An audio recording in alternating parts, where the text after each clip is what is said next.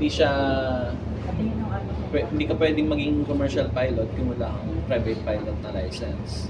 So mag-start ka muna from start, usually, ito, private pilot muna. So, most likely, nagtaas na kasi kami ng rate niya sa 700 na siya. Yeah. Ang ano naman dyan, 700,000. meron kaming flexi type na enrollment. So, paano yun? Usually, ano lang yun, ina-offer namin yun sa mga estudyante pa or sa mga nag-work na. Ang maganda naman doon, weekends lang yung klase mo, tapos online. So, ground schooling siya, online.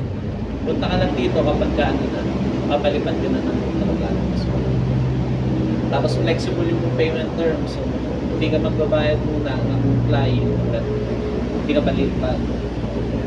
So, ganun yung ano namin ngayon sa Flex.